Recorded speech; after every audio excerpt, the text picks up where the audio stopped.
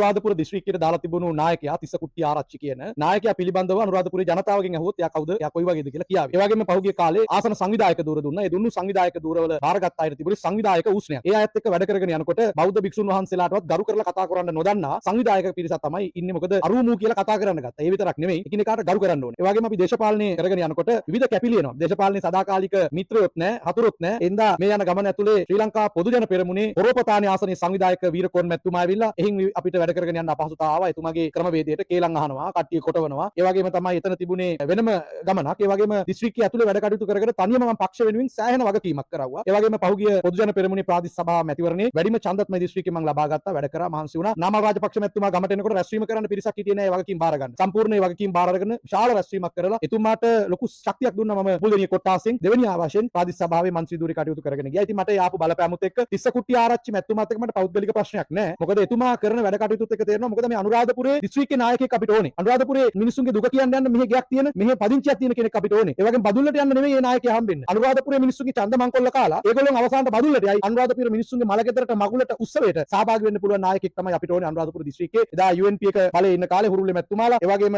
බටි ඇමතිතුමාලා, අපේ චන්සේන ඇමතිතුමාලා අපිට ගිහිල්ලා අපේ වැව හදාගන්න, පාර හදාගන්න උත්සවයකට ආරාධනා කරන නායකයෙක් හිටියා. තිස්ස කුට්ටි ආරච්චි ඇමතිතුමා ගැන අහනවා නම් ජනතාවගෙන් අහන්න කොහොමද මිනිස්සුන්ගේ ප්‍රසාදය ඕනේ නැහැ. ඊට එහා ගිය පාර්ලිමේන්තුවේ අපේ මන්ත්‍රීතුමියක් ඉන්නවා, දරුත් ඉන්නවා. රෝහිණී කවිරත්න මැතිණියගෙන් අහුවා නම් තිස්ස කුට්ටි ආරච්චි ඇමතිතුමා ගැන කියයි. ඔහිද හිටගෙන කොතනද කතා කරන්නේ හානවා පිස්සු කුට්ටි කියලා කිව්වොත් කවුරුත් මං හිතන්නේ දන්නවා. මොකද එතුමා කතා කරන හැම තැනකම අනා ගන්නවා. පහුගිය කාලේ අපි දැක්කා මහින්ද රාජපක්ෂ මැතිතුමා බලන්න අපි ගියා. දවසක පොඩි මේ ෆෝන් එකකින් කරපු සාකච්ඡාවක අපි එකතු වෙලා ගියේ. එතුමා කො මාසයක් සංවිධානය කරලා ගියා කියලා. එතනත් හැවා. එන්දා එතුමා යන තැන තිරිකුණාමලේ ගියා, කොළඹ ගියාත්, මොන රටේ කොහෙ ගියාත්, කොතන ගියාත් එතුමා හානවා නාමල් රාජපක්ෂ මැතිතුමාගේ ජයග්‍රහණයට ලොකු අරියාදුවක් වුණා නිලවනවත් ජනාධිපතිතුමා අයියා පෙරේරා. ඉතින් අපි දැක්කා කලාවේ මිනිස්සුන්ට බැනලා ඒ වෙලාවේ කරපු අපහාසය අපි බලන් හිටියා. ඉතින් ඒ වෙලාවේ කොන්දක් තියෙන මිනිහෙක් හිටියා නම් ඒ වෙලාවේ කතා කරලා අහනවා මේ අමාරු වෙලාවේ මේ මිනිස්සු එකතු වෙලා ඉන්නේ මහින්ද රාජපක්ෂ මැතිතුමා හින්දා. එයාගේ ඒ තියෙන හොඳ දේවල් නිසා තමයි මේ මිනිස්සු රඟන්නේ. ඉන්න තිස්ස කුට්ටි ආරච්චි මැතිතුමාට අපි කියනවා මේ අනුරාධපුරයේ දේශපාලනේ ඔබතුමා හොඳට හොයලා බලන්න. අතීතේ ඉඳන් මේ වෙනකන් නායකයෝ මෙහෙ හැදුනේ. අපි ඉල්ලුවා පක්ෂයෙන් දිස්ත්‍රික්කයට හොඳ නායකයෙක් දෙන්න. පක්ෂය අහුම්කම් දුන්නේ නැහැ. මම 3-4 ගමනක් කිව්වා. මේ පක්ෂය හදපු නායකයන්ට කිව්වා. අනාගතයේ නායකයෝ වෙන්න බලාගෙන ඉන්න අයට කිව්වා. අහුම්කම් දුන්නේ නැහැ. අවසානට අපි ඉල්ලීමක් කරා ඉස්කෝලා මහත්තයෙක් හරි අනුරාධපුර දිස්ත්‍රික්කෙන් අපිට නායකයෙක් දෙන්න. අන්න එතකොට අපි වැඩ කරන්නම් කියලා. ඔය යනකොට ඔහොම යනකොට කැපිලි කෙටිලි ආවා. මම තනියම ස්වාමීන් වහන්සේ නමක් විදියට ඒගොල්ලෝගේ හැම දෙයකටම සම්බන්ධ වුණා. මහින්ද රාජපක්ෂ මැතිතුමාගේ ඕනම ලෙඩකට දුකකට අපි යන්න කැමතියි. පොදු ජන පෙරමුණේ ඉන්න ඔය කේලම් කියන ඒවට අර මේ ගිනි පන්දම් දෙන සෙට් එකට අපි ගිහිල්ලා කියද්දි අහුම්කම් දුන්නා නම් අපි අර මන් විතරක් නෙවෙයි 50ක් එකතු කරගෙන මම මේකට එනවා. සංවිධානය කරගෙන යනවා. අපේ සෝමදාස නගරාධිපතිතුමාගේ අනුරාධපුර නගරේ හිටපු හොඳ නායකයෙක් එක දිගට 3 ගමනක් විතර නායකත්වය අරගෙන නගරාධිපති වෙලා හිටියා. ඒ වගේ ජේෂ්ඨයෝ කැපුවා. අපි බැලුවා ඇයි කපන්නේ කියලා. එයා බැලුවා අලුත් සෙට් එකක් දාලා එයාගේ අරමුණට යන්න. ඉතින් අනුරාධපුරේ මිනිස්සු එමෙ යූස් වෙලා පාවිච්චි වෙලා හට යන්න බලාපොරොත්තුවක් නැහැ. දිලීප් ජයවීර මැතිතුමා සමග මේ ගමන යනවා. අපි ආය අඩියක්වත් ඒ වෙලින් පස්සට ගන්නෙ නැහැ. අද මේ